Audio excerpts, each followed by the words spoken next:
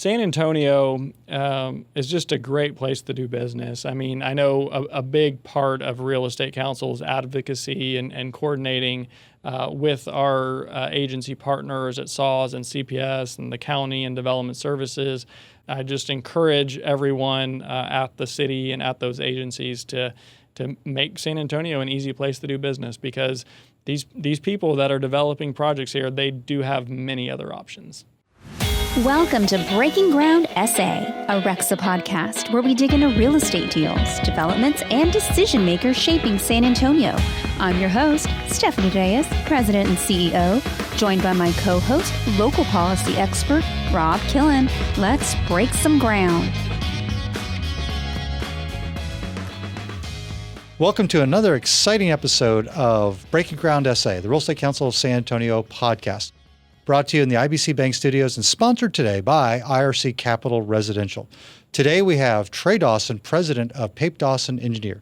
Trey is an amazing community leader, has been active with the Real Estate Council, including serving as our chairman of the board and active in our community. In this episode, we'll hear about the company's history, their plans for growth, and their culture of leadership. Thanks for tuning in. Thank you. Welcome to another episode of Breaking Ground SA here in the IBC Bank studio. We have Trey Dawson in the building. Thank you. Thank you for having me. Trey, thanks for being here. Super excited to talk to you today. Yeah, appreciate it. So, as you know, I am not from San Antonio. I've been here 10 years. And when I got here, all I heard was Pape Dawson. You guys are the premier engineering firm, and now you're expanding everywhere. I don't know a lot about the history of the company. I know it's family owned, so I want to learn more about that. Tell me about it. Okay, so Pape Dawson was founded in 1965 by my grandfather and a gentleman named Gus Pape. And they were actually co-workers at a firm before they started Pape Dawson. And Gus was 10 years older than my grandfather. I think he might have been my grandfather's boss at the previous company. And they each had about $6,000 to their name. I know that's not a lot now.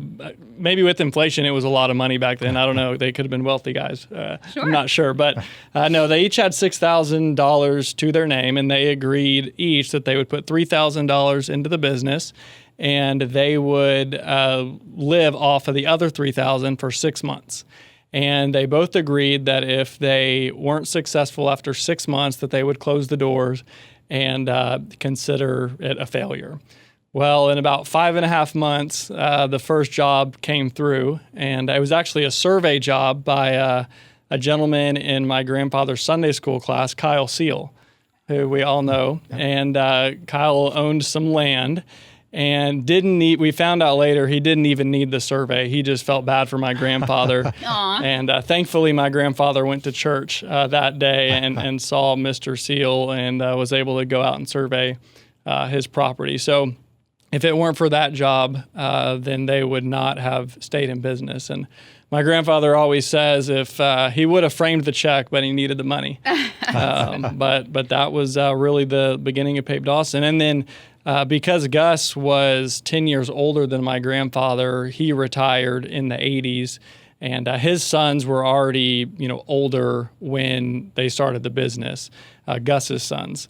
So they were already, had a profession, and they already, had made the decision to not be an engineer, or I guess the decision was too late. So the Gus side never had any family in the business, and then of course my dad and Sam, came in and got an engineering degree and came into the business in the 80s. Did they want to, or did they feel pressured to? I think they wanted to. Okay. I think they wanted to. So my uncle always tells a story that he went to his dad, my grandfather, and said, I either want to be a pastor and do full-time ministry, or I want to be an engineer. And those are similar. Yeah, exactly. and my grandfather said, well, you can go be a pastor and do the Lord's work all day, every day, or you can be an engineer and still do the Lord's work every day. Oh, I love that. So yeah, that's I think they both kind of knew from a young age they wanted to be engineers, though. So who decided who gets CEO, who gets president? How does that happen? I'm not sure how it really happened. Sam was always kind of the people person, or he enjoyed that more. And my dad was always, very into the projects and into the real estate councils, for example, and the big developers. And, my dad led projects like SeaWorld and Fiesta, Texas, and the USAA corporate headquarters, and a lot of Westover Hills. So a lot of the staple projects we kind of see around town were led by my dad. It was like organic, pretty organic. I think so. It was organic. Yep. They're very different people. I know a lot of people know both of them, but they really balance each other out. Yeah. So, but really, president and CEO to us, they're completely equal titles. It's kind of just pick up whatever task is in front of you that needs help. And yeah. Yep. Mm-hmm. So your grandfather is in his 90s. He's 91. Still goes to our Wednesday breakfast group. Yep. When did he retire? He retired in 1997. So my uncle was probably about 35, and my dad was 37. And it was the story is he really did just come in one day and say, here are the keys, figuratively speaking. And but they always appreciated that, because as a founder of a company, it's very hard to kind of let go of the reins, and he did that. Not to say that it wasn't hard, but he did it, and he recognized that was in the best interest of the company. So yeah, I guess it's almost been 30 years now. But he's still engaged. He still goes and attends, regular meetings with industry folks, right? Yep. Does he drive? Yeah. He drives, and my grandmother is still alive as well, by the way, 89. She's has some back issues. In fact, this year, just a couple of months ago, she had 2 12-inch rods put in her back, but she's back at home and is getting around fine. They're actually going to the Spurs playoff game here in a little bit. Good. So they're still having a good time. Yep, it's good. Yeah, he still comes. My grandfather still comes around the office and pays his bills, and I think all the younger staff probably wonder who the old man walking around the office is. But everybody, of course, respects him, and he always has good insight. Very, very smart man. I'm always impressed. He always knows what's happening in the city and what's happening in the business world. Yep. So your uncle and your dad took over the company at a relatively young age, and continued to grow from what your grandfather had done. Yep. And so what did that early growth pattern look like? Late 90s into 2000s, and when you were starting in well, I guess for you growing up around the office and watching that. So what was your perspective kind of as a young man growing up and kind of watching the business grow, and how'd that impact your decision to become an engineer? Yeah, and people ask me a lot, did you always know you wanted to be an engineer? And the answer to that is there was never a moment where it was like, okay, I'm going to do it, or I'm going to get the engineering degree. I kind of just always assumed I would do it. I always liked math and science, was horrible at reading and spelling. And so there was never a moment, kind of an aha moment where it was like, okay, I'm going to be in the business. But for, Pape Dawson, even when I started about 20 years ago, was a very different company than it is today. And for the first 40 or so years of Pape Dawson's existence, we were really a San Antonio land development company, from about 1965 to 2005. And I think we realized that, to be in one place doing one thing, that can be somewhat of a risky business. So started to get interested in diversifying the company. And to us, diversifying really means two things. It's geographically and in the service areas, going from private sector, but then also to public sector. And so really from about 2005 up until about 2022, expanded into Houston and Austin and Dallas, and all just organically, one person at a time, without any M&A. And I think that diversification has served us well, because a lot of times when the private sector goes down, the public sector tends to go up, and then there will be funding squeezes on the public sector, but then maybe interest rates go down and the private sector kind of goes up. Mm-hmm. When did you realize that the company had as big of an impact as it does? Like, was there ever a moment you're like, man, we're really doing something here? No, I don't think so. No? No, I don't think so. Do you view the company in that position? No, I still feel like we do everything wrong, and there's, I just see all the problems all day, every day. But I guess that's kind of my job, to see the problems and never be content. So let's go back. Let's go back to prior to you joining the company. You know, what was little Trey like? Were you always running around the company? Oh, yeah. I mean, ADHD, you know, always getting in trouble, wild. But went to San Antonio Christian School growing up. My kids go there now, actually. So I joke with some of my old high school friends. I feel like I'm reliving my childhood. You know, I'm up on campus, and a lot of the same teachers were there. But no, had a pretty boring childhood. Really? Which is good. Sometimes boring is good. But went to San Antonio Christian School, and I always played soccer. I was on the soccer team, and we grew up in Hill Country Village, just a couple miles from here, I think, and on 5 acres, so was always outside playing and building something. And maybe that was a little bit of the engineer in me. Maybe. You know, all of the trees on our 5-acre lot had holes in them from nails, from me building forts and doing those kind of things. And you have a sister. I have a sister. Yeah. Is she like you? Likes to be outside? Yeah. So Tara, she lives in Almas Park. Okay. And she started her adult life with her husband in Houston, but and she went to Texas Tech, same college I did. But after a few years in Houston, I think my dad convinced him to move here because he didn't want to be away from his baby girl. Yeah. Oh, and his daughter. Yeah. Mm-hmm. So were you guys both in college at the same time? We were. Yeah. That's expensive. Are 2 years apart, and we had. Actually, I had a house and Tara had a house, and they were one street apart from each other in Lubbock. Did you hang out? Or were you like, I've had 18 years of dealing with you? No, we did. We hung out a lot, and I tried to date all of her friends, unsuccessfully. But she was in a sorority. I was not. I was just studying the whole time. I'm glad you weren't in a sorority, by the way. Yes. I was not in a fraternity or a sorority. No, thank you, Rob, for clarifying that.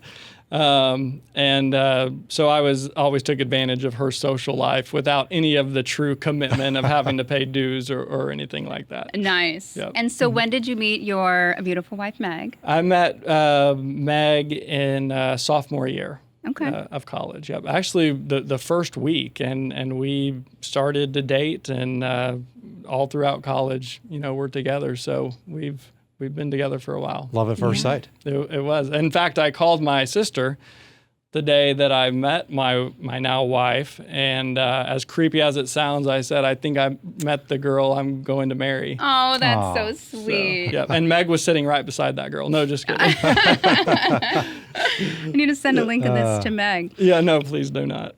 So you've got 3 kids. 3 kids. So is Ward like you? Oh, he's a spitting image of me. That's funny. Yes. My wife and family are a little bit freaked out about that. So. Yeah. So talk about their ages. Ellie is 12, and she's an avid English horse rider. So, in fact, we were in Dripping Springs this last week at a tournament for her, or a competition. I think you say tournament. She would correct me on that if she were here. And then Ward, so he's actually Eugene Dawson the 4th. But our middle name is Howard, so short for Howard is Ward. Oh, okay. Yes, but he's the 4th. I'm the 3rd, Trey, if y'all haven't picked that up. And then my youngest is Caroline, and she is 6 years old. Oh. And they're all 3 at SACS together, San Antonio Christian School. How are you dealing with having a 12-year-old girl? She's a really good kid. Okay. In fact, and she doesn't know it yet, but she's getting an award at school on Friday that the class votes on for best all-around human and godly person. And so I just say that she's a great, easy girl, but she did get her first cell phone, and she was the last one of all of her friends, so we were kind of peer pressured into that. Same with us. And Maddie, same age as Ellie. Same thing. So. She was the last to get the cell phone. Mm-hmm. Social media is still not.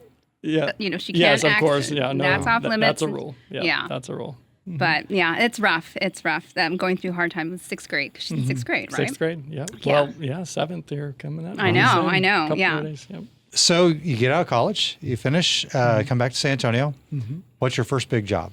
Well, I started as what we call Engineer 1, and a lot of my career was spent doing single-family land development, big master planned subdivisions. A lot of them you see in the paper every day. A lot of them Rob helps with, with zoning and development agreements and PIDs and those kind of things. But I did do some commercial work. Some of the ones that stand out, we did the expansion of the Hill Country Hyatt. I did the Forest Park Medical Center, a lot of the landmark development along I-10 and 1604. But, over the last 20 years, kind of after La Cantera, there hasn't been a lot of big, fancy commercial projects. There's an office building here and there in San Antonio.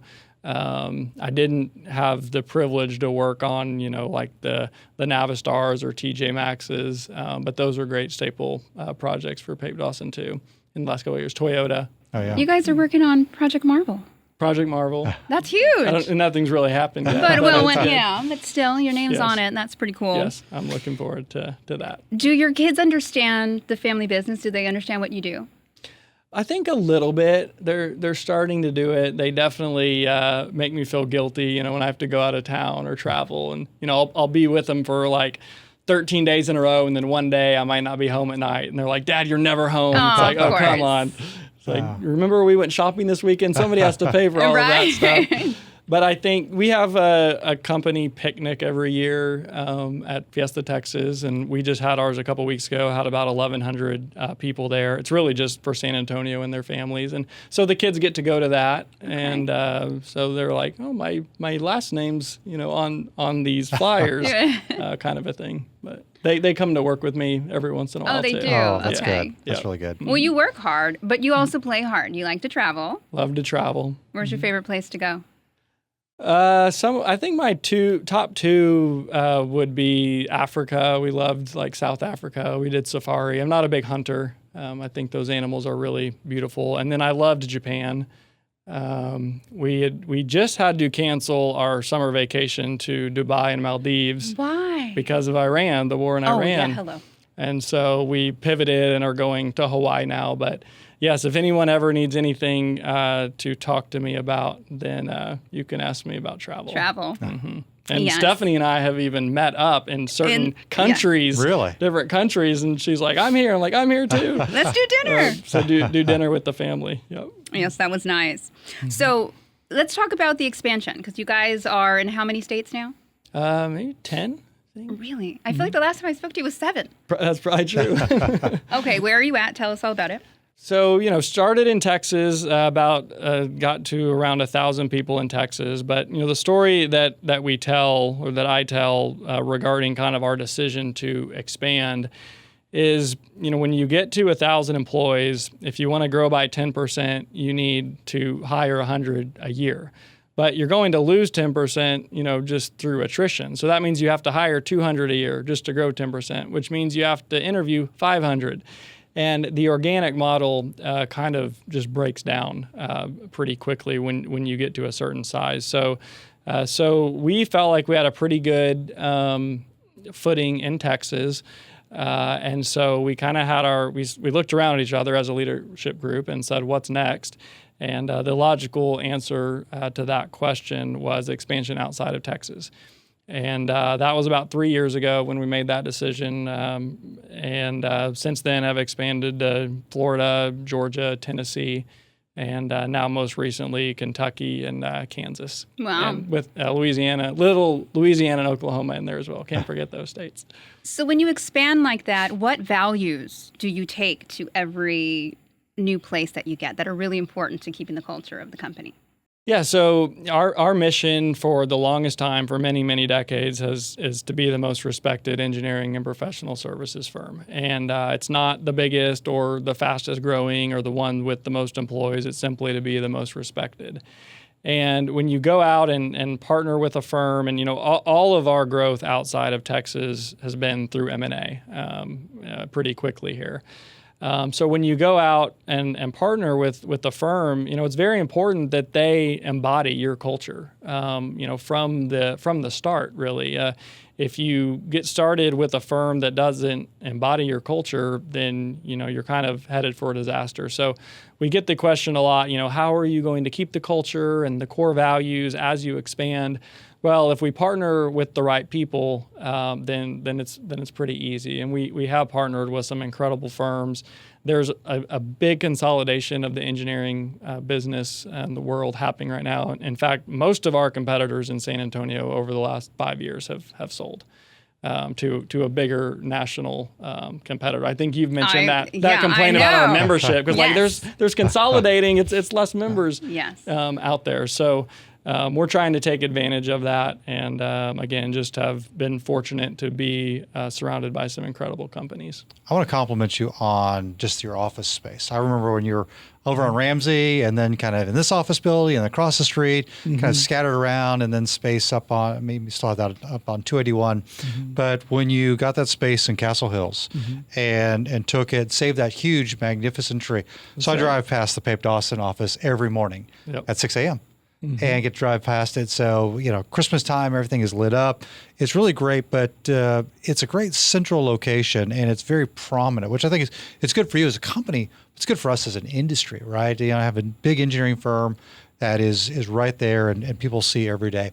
I was at a meeting Pape Dawson yesterday for one meeting on one project. I walked in, saw someone else, one of the other engineers, talked to him for a little while, another one of our clients.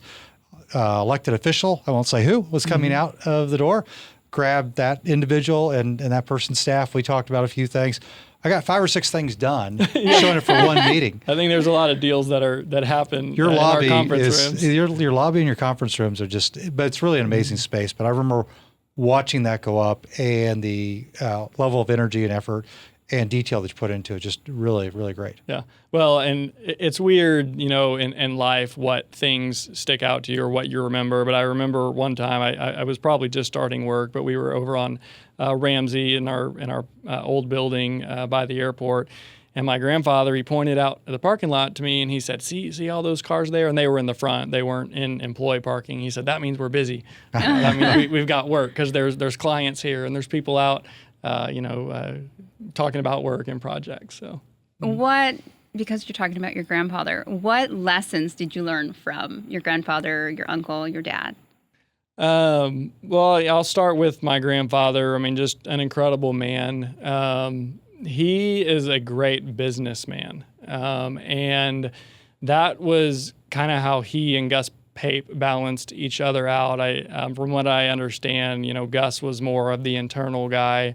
My grandfather was a lot more externally facing, on a lot of boards. He was on the board of Frost Bank for a long time. And I think because of that, that's kind of the culture within Pape Dawson, is to give back to the community and be involved. And there were years of my career where I would do more, chamber and real estate council and Texas Biomed and those kind of things more than I would engineering. So that's what I learned about my grandfather, is to be successful, you have to get out and be out and get to meet people and be seen. And relationships. It's about relationships. Exactly. Well, that's a great segue to my question is, of course, you chaired what was called the North Chamber, that's right. Now Metro SA Chamber, formerly North Chamber, chaired, and in fact, you chaired going into COVID. So you picked the worst year to chair a chamber. Or the best year. I didn't have to do much. Or the best year. My gala was canceled. I do remember that. You didn't get a gala? I did not. I shared it with Melody Thompson. He's the only chairman that didn't get a gala. We'll do a redo for you. No, it's okay. But gala. And then leading Real Estate Council of San Antonio and our executive committee and ultimately board. Why? Why is that important? You talked a little bit about that's kind of the culture you grew up in, but that's a big investment of your time away from family, away from the business. Why is that important? Well, I think it's the relationships, for one, that are realized by being involved in organizations is invaluable. And something very different than with the chamber involvement than the real estate council. The real estate council is generally people that do what we do. They're in our industry, of course.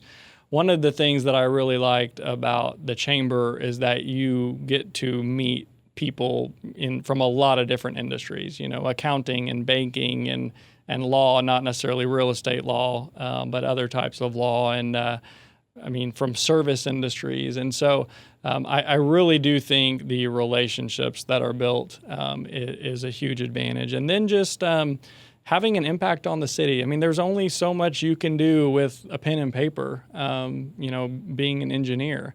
And yes, engineering is very rewarding. And one of the things I love about it is you can actually drive by a project and point to it and, show your kids or whoever, I did that. I designed that. That was my project.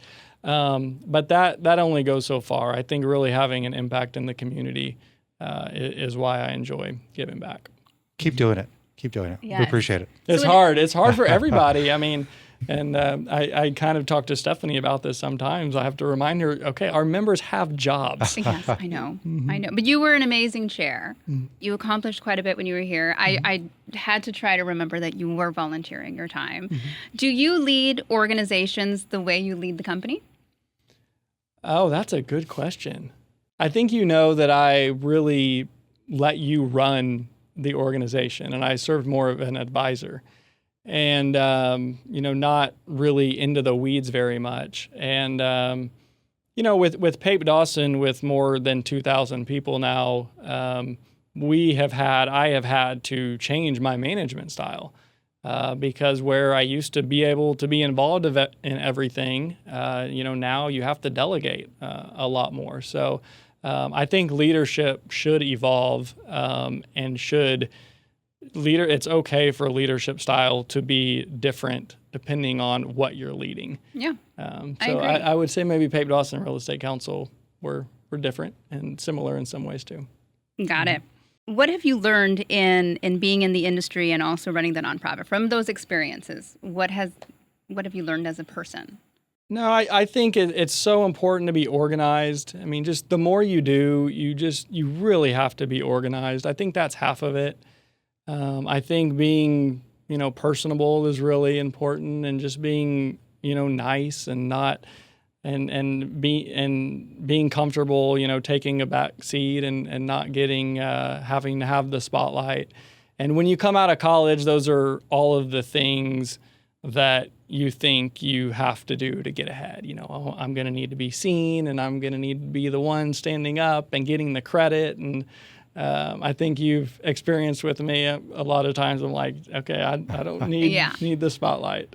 Well, then that's what you learned about yourself. I think you don't so. Need that. I think I worked myself into that answer. So, yeah. Although we saw a different side of Trey at fight night in the ring, making an announcement like that's after 5 o'clock. Trey, very I guess. true. Very you're true. making it sound like alcohol was involved. No, That was not the case. Not to be alcohol. clear, for our viewers and listeners. It was just your energy. Well, I think I did the introduction or the opening comments, to Fight Night, and to get everyone I was pumped lively, up. energetic. Yes, yes, that was fun. It is hard at Fight Night getting 2,000 people to actually pay attention to you. So yes. So you talk about your family and the advice, and you kind of watching them. Were there any other mentors of yours throughout the community that are important to you? Marty Winder has been a family friend of ours. We developed Westover Hills with him during the banking crisis of the 80s, and we could go into a whole other segment on that. But just seeing the impact that he's had on the community has interested me in being able to give back on that level. Even before that, I had a soccer coach in high school that was a very godly man and really shaped a lot of, young boys into men kind of, between, call it freshman year to senior year. So Todd Holzman would be another one. And then my family, my grandfather and dad and uncle, especially my dad and uncle, we are together every day. And thankfully, because of the size we are, we will go at sometimes weeks without even seeing or talking. But just witnessing them has really, kind of molded me into the person that I am. Well, I think whatever you're doing in Pape Dawson, you're doing it right. I think your leadership style, what you learned from your grandfather and your dad and your uncle, it seems to translate down to the folks that we know and see, the engineers who are also volunteering with Real Estate Council. So you've created a great culture there, but of course all these great cultures come from the top. So whatever you're doing it right. Appreciate it. So you've now expanded into other states. What makes San Antonio so unique? Now, from having that different perspective and working in other markets, what makes San Antonio so unique? Well, first, I guess let me talk about Texas in general, and then we can zoom down into San Antonio. But a lot of times we will be asked, what's the secret to your success? And we'll say, oh, we're geniuses. We're in Texas. I mean, it's almost as simple as that. But I mean, I don't think anyone's going to argue with me on just what an incredible economy this is. And we all have the advantage to that. And I think a lot of people that live in Texas and San Antonio too, like we forget that it's not like this everywhere. Like we have 20,000 new home starts in San Antonio a year, and you'll go to whole states with 4,000 or 5,000, and Houston and Dallas, like each of those cities separately is the size of Tennessee, like Tennessee the state, like Houston is the size of Tennessee, and so Texas is just a great place. And then San Antonio is just a great place to do business. I mean, I know a big part of real estate council is advocacy and coordinating with our agency partners at SAWS and CPS and the county and development services. But they are, on the whole, really good organizations and groups to deal with. Trust me, it could be a lot worse, and we see that. And even in some Texas cities, it is very difficult to get permits and get a project on the ground. So I just encourage everyone at the city and at those agencies to make San Antonio an easy place to do business, because these people that are developing projects here, they do have many other options. Yeah. We have to remind ourselves about that. Very great point. You were in RECSA's Leadership Development Program. You went through that. That's right. We have graduation coming up, in fact, which is really exciting. Tell me about your experience with that program.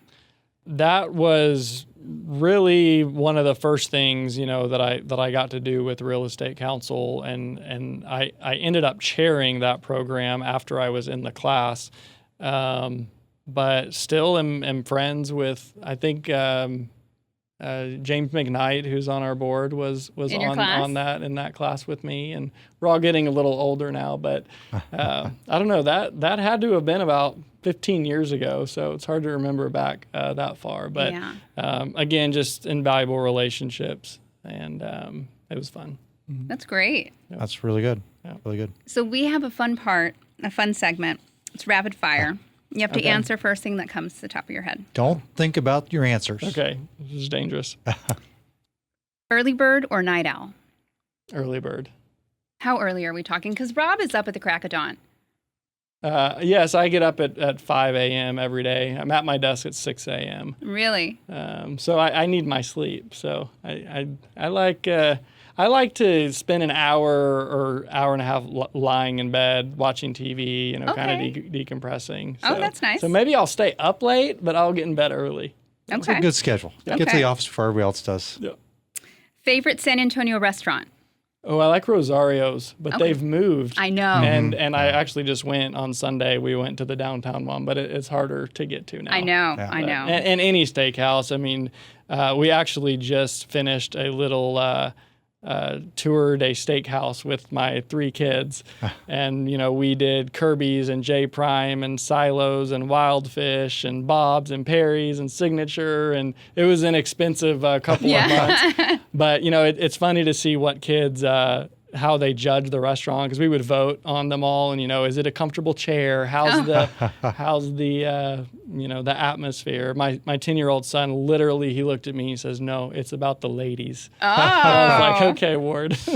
So what was the kids' favorites? They like Silos and Kirby's. Yeah. Which I silo? love Kirby's. 1604. Okay. Yeah. Kirby's, for listeners, has a great happy hour. And I don't just mean the cocktails. The menu, the food menu on happy hour is amazing. Okay.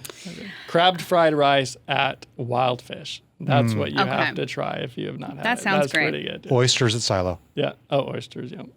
Golf course or Whatever lake day? else. Lake day? Other than golf. Okay, Yeah, I'm not all a right. big golfer. Definitely lake. In fact, And this is tough to say, but I chose the lake this weekend over the Spurs playoff games. So wow, I'm we're gonna have to edit that part out. No, I know. I'll just dub in something. Business plummets. I'm joking. Well, I'm saving up my money for game 6 or the finals. There you actually, go. so, There you go. Yep. One app you use too much. Probably Outlook. Okay, that's fair. That's probably what everybody would say. Yep. If you could tell your younger self one thing, what would it be? Probably invest in Tesla, Amazon, Apple, or NVIDIA. Smart. Yeah. Favorite way to spend a free Saturday? That's a good question. I really like going to the movie theater. Okay. So I would do that, and then probably a nice dinner. What's the last movie you saw? Last movie in the theater? Yeah. I don't know. It's been that a long? little bit. So Meg and I used to go every weekend before we had kids. Sometimes 2 times in one day. We just loved going to the movie theaters. Yeah. Okay. But I don't get too much anymore. Well, another thing is they just don't make great movies in the theater anymore. I know. You know? They put them straight on Netflix or something else. Is there a movie you're looking forward to that's coming out soon? It might already be out, and I wouldn't say I'm looking forward to it, but my wife really wants to go see The Devil Wears Prada 2. Yes. Is it out? It's out. It just came out. Okay. Yeah. That might need to be the next one. Yeah, that one's good. I saw Project Hail Mary. Okay. Oh, that was That excellent. was so good. As an engineer, I think you would appreciate it. Okay. Do you like aliens? Yeah. Okay. They're Don't okay. like- There's a big engineering component to it. You know, I mean, There- like fake ones. Yeah. Rob and I could have a whole podcast on our views about aliens. That'll be the next podcast. Okay. One word your team would use to describe you. That's a good question. I think maybe laid back. Okay. Oh. Yeah. Okay. If you weren't in engineering, what would you be doing? Oh, okay. I would be a real estate agent, hands down. Okay. Don't even have to think about it. Wow. I think it would be so fun to, well, I just love real estate in general, and that's the app that I use too much is Zillow. And I I'm do not that even too. not even looking for a house. I know. I just finished building a house actually, and but I still like looking at Zillow. But I think that would be such a rewarding profession because you get to be a part of such a big piece of someone's life. You know, buying a house, and they would kind of just always remember you. Oh, I love that. Yeah. One word that describes San Antonio's growth right now. San Antonio's growth. Mm-hmm. I think impressive. I like that. I think it's really incredible how many people are moving to San Antonio. And we do have really good jobs. I get to serve on the Greater SATX board, so a lot of times I'm kind of have a behind the scenes look on the inner workings of trying to get companies here. And San Antonio is definitely on the up. And I would never think twice about moving or would never move anywhere. Really? I really love San Antonio. Me too. Yeah. Me too. I got here as fast as I could. And I get to spend a lot of times in other cities. That's one of the things I've also enjoyed about our expansion. And San Antonio really is unique. And there's not many cities where you could wake up 1 hour before you board your flight and get to the airport and easy in and easy out. And a big city like San Antonio, has everything, but it's still easy to get around. And it's a great community. It's a very small town feel. Yeah. I mean, it's amazing how many people just know each other, and we're a city that really helps each other.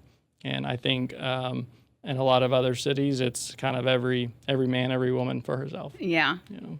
So we'll Great close answer. with this. What's next for Pape Dawson? What's next for Pape Dawson? I think we'll keep expanding.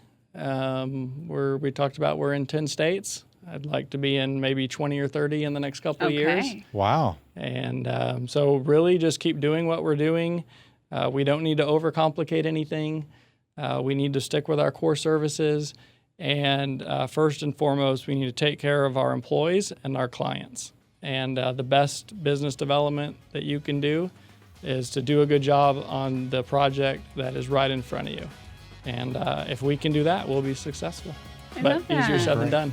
Thank you for joining us in the IBC Bank studio. Yep. And thank you to IRC Capital Residential for sponsoring this week's episode. See you next time. Thank you for listening.